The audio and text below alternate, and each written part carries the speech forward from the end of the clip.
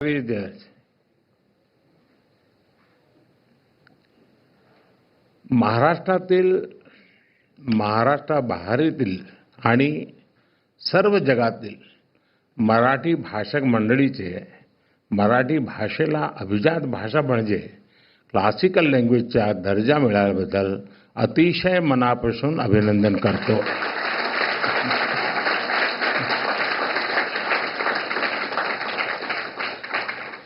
केंद्र सरकार द्वारा मराठी भाषा को अभिजात भाषा का दर्जा दिया गया है। आज मराठी भाषा के इतिहास का स्वर्णिम अवसर है और मौर्य जी ने बहुत बढ़िया तरीके से इसको समेकअप किया।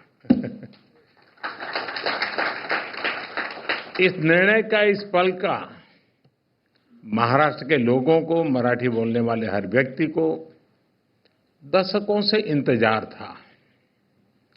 मुझे खुशी है कि महाराष्ट्र का ये सपना पूरा करने में कुछ करने का सौभाग्य मुझे मिला। आज खुशी के इस पल को साझा करने के लिए मैं आप सबके बीच हूं। मराठी के साथ बंगाली, पाली, प्राकृत और असमिया भाषाओं को भी क्लासिकल लैंग्वेज का दर्जा दिया गया है। मैं इन भाषाओं से जुड़े लोगों को भी बधाई देता हूं। साथियों, मराठी भाषा का इतिहास बहुत समृद्ध रहा है। इस भाषा से ज्ञान की जो धाराएं निकली, उन्होंने कई पीढ़ियों का मार्गदर्शन किया है और वो आज भी हमें रास्ता दिखाती है। इसी भाषा से संत ज्ञानेश्वर ने वेदांत चर्चा से जन जन को जोड़ा। ज्ञानेश्वरी ने गीता के ज्ञान से भारत की आध्यात्मिक प्रज्ञा को पुनर्जागृत किया। इसी भाषा से संत नामदेव ने भक्ति मार्ग की चेतना को मजबूत किया। इसी तरह संत तुकाराम ने मराठी भाषा में धार्मिक जागरूकता का अभियान चलाया और संत चोखा मेला ने सामाजिक परिवर्तन के आंदोलन को सशक्त किया। आज महाराष्ट्र आणि मराठी धर्म वाढविण्या थोर संतान मी साष्टांग दंडवत करतो। मराठी भाषेला हा दर्जा संपूर्ण देशाने छत्रपती शिवाजी महाराज यांना त्यांच्या राज्याभिषेकाच्या 350व्या वर्षात केलेला मानाचा मुजरा आहे।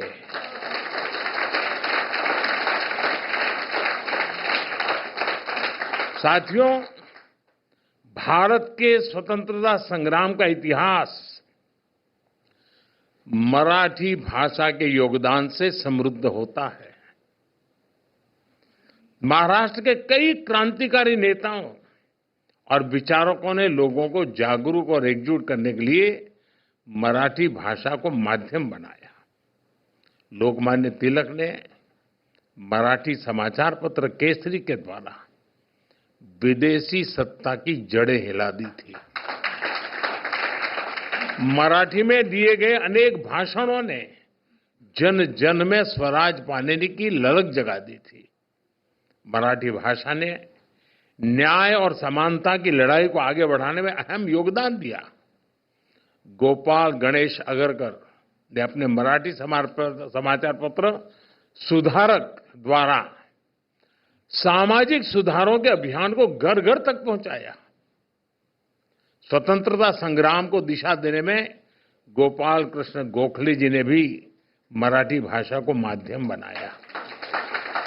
साथियों, मराठी साहित्य भारत की वो अनमोल विरासत है जिसमें हमारी सभ्यता के विकास और सांस्कृतिक उत्कर्ष की गाथाएं सुरक्षित है। महाराष्ट्र में मराठी साहित्य के द्वारा ही स्वराज, स्वदेशी, स्वभाषा और स्व संस्कृति की चेतना का विस्तार हुआ। स्वतंत्रता आंदोलन के दौरान शुरू हुए गणेश उत्सव और शिव जयंती के कार्यक्रम, वीर सावरकर जैसे क्रांतिकारियों के विचार, बाबा साहब आम्बेडकर का सामाजिक समता आंदोलन, महर्षि कर्वे का महिला सशक्तिकरण अभियान, महाराष्ट्र का औद्योगिकरण, कृषि सुधार के प्रयास, इन सब की प्राण शक्ति मराठी भाषा थी।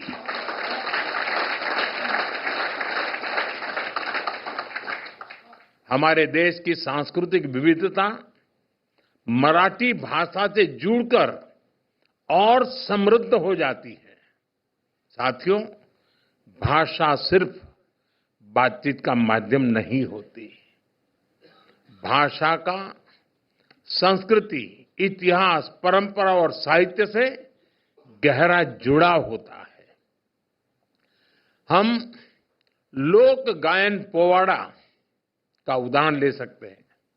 पोवाड़ा के माध्यम से छत्रपति शिवाजी महाराज और दूसरे नायकों की शौर्य गाथाएं कई सदियों के बाद भी हम तक पहुंची है। ये आज की पीढ़ी को मराठी भाषा की अद्भुत देन है। आज जब हम गणपति पूजा करते हैं तो हमारे मन में स्वाभाविक रूप से शब्द गूंजते हैं, गणपति बापा मोरया। ये केवल कुछ शब्दों का जोड़ नहीं है, बल्कि भक्ति का अनंत प्रवाह है। यही भक्ति पूरे देश को मराठी भाषा से जोड़ती है। इसी तरह श्री विट्ठल के अभंग को सुनने वाले भी स्वतः मराठी से जुड़ जाते हैं। साथियों, मराठी भाषा को यह गौरव दिलाने के लिए मराठी साहित्यकारों, लेखकों, कवियों और असंख्य मराठी प्रेमियों ने लंबा प्रयास किया है। मराठी भाषा को क्लासिकल लैंग्वेज की मान्यता के रूप में कई प्रतिभाशाली साहित्यकारों की सेवा का प्रसाद मिला है। इसमें बाळ साथी जांभेकर, महात्मा ज्योतिबा फुले, सावित्रीबाई फुले, कृष्णाजी प्रभाकर खाडिलकर, केशव सूत, श्रीपाद महादेव माटे, आचार्य अत्रे, शांताबाई शेडके, गजानन दिगंबर माडगूळकर, कुसुमाग्र जैसी विभूतियों का योगदान अतुलनीय है। मराठी साहित्य की परंपरा केवल प्राचीन ही नहीं, बल्कि बहुआयामी है। विनोबा भावे, श्रीपाद अमृत डांगे, दुर्गाबाई भागवत, बाबा आमटे, दलित साहित्यकार दया पवार, बाबा साहब पुरंदरे जैसी कई हस्तियों ने मराठी साहित्य में महत्वपूर्ण योगदान दिया है। मैं आज मराठी की सेवा करने वाले पुरुषोत्तम लक्ष्मण देशपांडे, पुला देशपांडे कहूं तो हम लोग समझते हैं,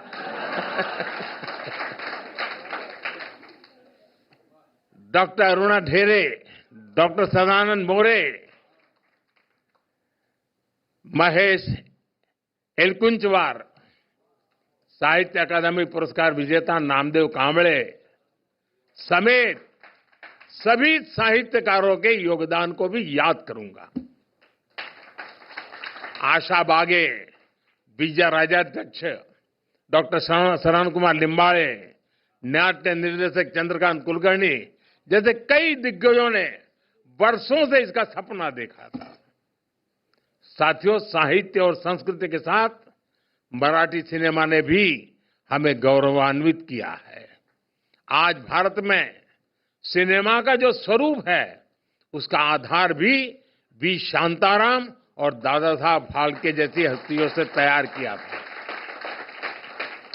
मराठी रंगमंच ने समाज के शोषित वंचित वर्ग की आवाज को बुलंद किया है। मराठी रंगभूमि के दिग्गज कलाकारों ने हर मंच पर अपनी प्रतिभा का लोहा मनवाया है। मराठी संगीत, लोक संगीत, लोक नृत्य की परंपराएं अपने साथ एक समृद्ध विरासत लेकर आगे बढ़ रही है। बाल गंधर्व डॉक्टर वसंतराव देशपांडे, भीमसेन जोशी, सुधीर फडके, मोगूबाई कुर्डीकर या फिर बाद के युग में लता दीदी, आशाताई, शंकर महादेवन, अनुराधा पौडवाल जी जैसे दिग्गज लोगों ने मराठी संगीत को एक अलग पहचान दी है। मराठी भाषा की सेवा करने वाले व्यक्तित्वों की संख्या इतनी विशाल है, मैं उनके बारे में बात करूं तो पूरी रात निकल जाएगी। साथियों, मेरा सौभाग्य रहा, यहां कुछ लोगों को संकोच हो रहा था कि मराठी बोले या हिंदी बोले। मेरा बीच में नाता टूट गया, वरना मेरा सौभाग्य था कि मुझे 2 या 3 किताबों का मराठी से मैं गुजराती करने का सौभाग्य मिला है।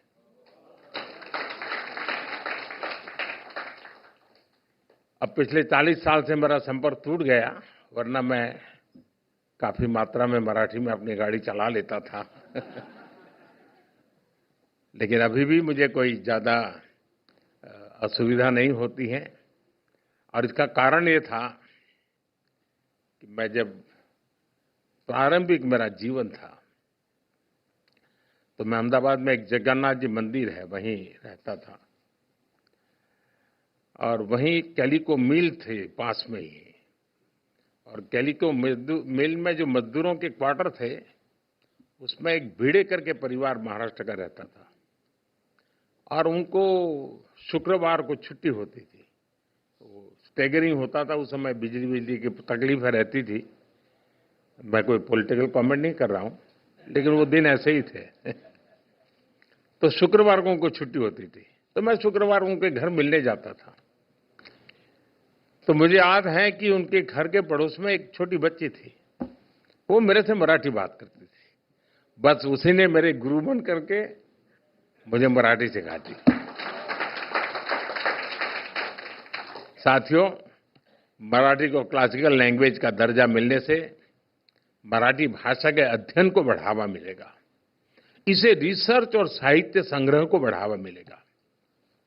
सबसे महत्वपूर्ण बात यह है कि भारत की यूनिवर्सिटीज में मराठी भाषा के अध्ययन की सुविधा मिल सकेगी। केंद्र सरकार के फैसले से मराठी भाषा के विकास के लिए काम करने वाले संगठनों, व्यक्तियों और छात्रों का बढ़ावा मिलेगा।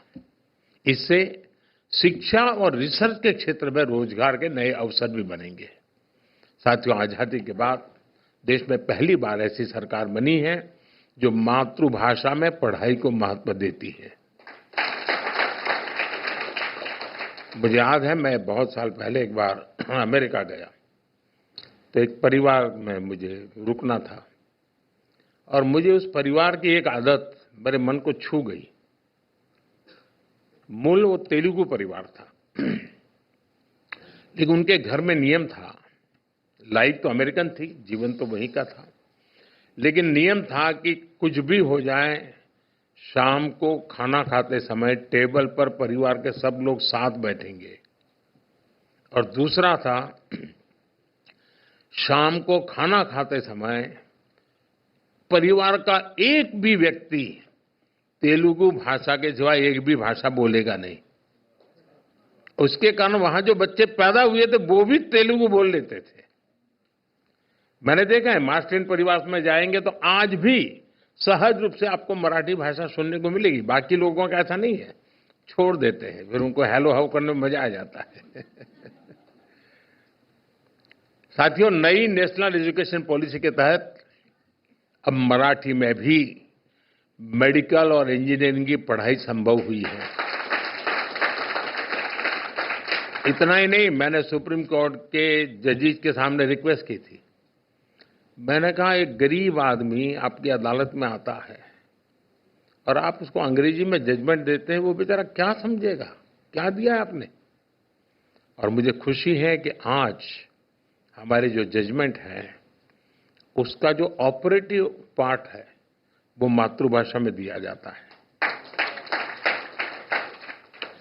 मराठी में लिखी साइंस, इकोनॉमिक्स, आर्ट, पोएट्री और तमाम विषयों की किताबों की उपलब्ध होती रही हैं और बढ़ रही है। हमें इस भाषा को व्हीकल ऑफ आइडियाज बनाना है ताकि हमेशा जीवंत बनी रहे। हमारा प्रयास होना चाहिए कि मराठी साहित्य की रचनाएं ज्यादा से ज्यादा लोगों तक पहुंचे। मैं चाहता हूं कि मराठी भाषा ग्लोबल ऑडियंस तक पहुंचे। और आपको मालूम होगा, आपको अगर इंटरेस्ट हो भाषा में, तो भारत सरकार ने भाषिणी ऐप बनाया है। आप जरूर इसका उपयोग कर सकते हैं। ये बहुत आसानी से आप अपनी चीजों को भारतीय भाषाओं में इंटरप्रेट कर सकते हैं। ट्रांसलेशन के इस फीचर से भाषा की दीवार खत्म हो सकती है जी। आप मराठी बोलें, अगर मैं भाषिणी के लेकर के बैठा हूं तो मैं उसको गुजराती में सुन सकता हूं, मैं हिंदी में सुन सकता हूं। तो ये एक व्यवस्था टेक्नोलॉजी के कारण बहुत आसान हुई है। साथियों, आज हम इस ऐतिहासिक अवसर पर इसकी खुशी तो मना रहे हैं, ये मौका हमारे लिए एक बड़ी जिम्मेदारी भी लेकर आया है। मराठी बोलने वाले हर व्यक्ति का दायित्व है कि वो इस सुंदर भाषा को आगे बढ़ाने में योगदान दे। जिस तरह मराठी लोग सरल होते हैं, वैसे ही मराठी भाषा भी बहुत सरल होती है। इस भाषा से ज्यादा लोग जुड़े, इसका विस्तार हो, अगली पीढ़ी में इसे लेकर गर्व का बोध हो, इसके लिए हम सबको प्रयास करना चाहिए। आप सबने मेरा स्वागत सम्मान किया।